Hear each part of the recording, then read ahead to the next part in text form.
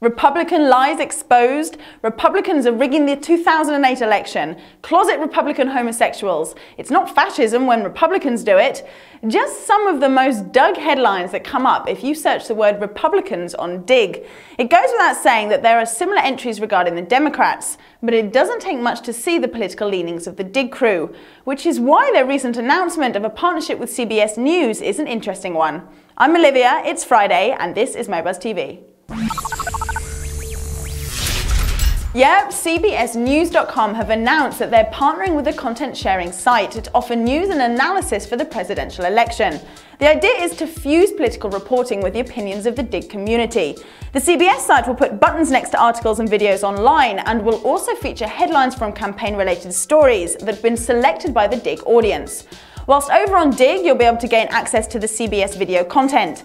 A spokesman for CBS says that it's all part of their plan to open up the network to a more diverse audience from across the web.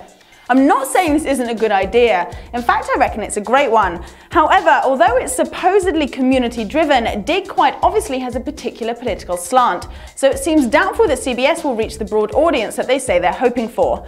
Or maybe they know that already.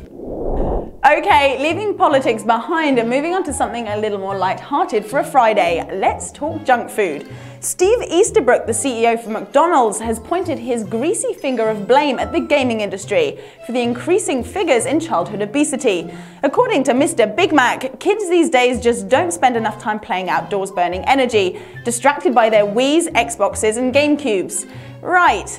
Never mind that back in 1993, Mackie D's released their own video game with Sega, have regularly featured gaming-themed Happy Meal toys and provide Nintendo Wi-Fi spots at their restaurants. I think about 3 words sum this announcement up, Mr. Easterbrook: pot, kettle and black. Time for a little bit of UK news. First up is the announcement that Pandora, the online radio service, will be cutting off their UK users from the 15th of January due to issues over royalty costs. Back in May, Pandora cut off all non-US based listeners but continued streaming to the UK while they tried to sort out the issue. In the States, net radio is licensed under a Copyright Act, but if you want to stream music overseas, you have to negotiate deals on a nation-by-nation basis. The whole maths is kind of complicated, so check out the link if you want more details. But it basically boils down to the fact that Pandora would be paying out thousands of pounds each month in royalty fees. Despite apologies from the company, it's still a bit of a disappointment for any British fans of the site. Next in line is slightly better news for the British Isles. Apple have finally agreed to cut the price of music downloads from its UK iTunes Music Store in order to settle a European Union antitrust case. Within the next 6 months, British customers will be charged the same as their EU counterparts for a song, $1.45 instead of the current $1.55.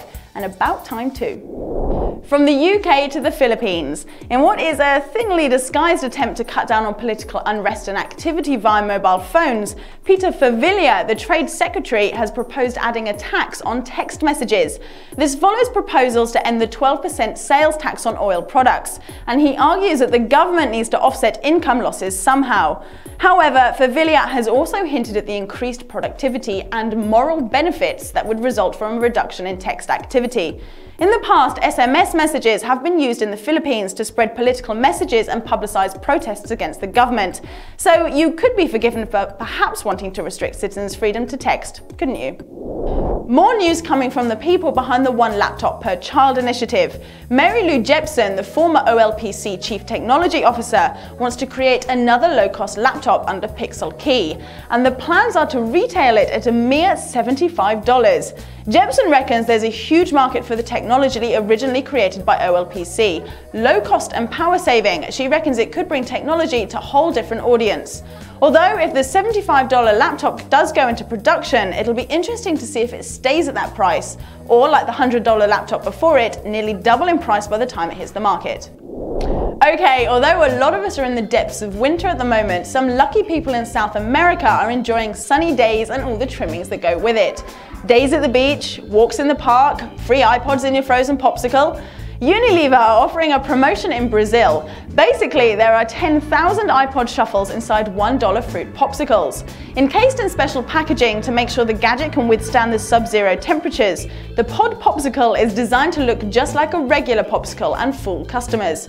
Once opened, there's a shuffle and instructions on how to claim your charger and headphones inside. It also adds the words "Don't eat" just in case you were considering it. Have a great weekend, don't do anything I wouldn't do, and I'll see you on Monday.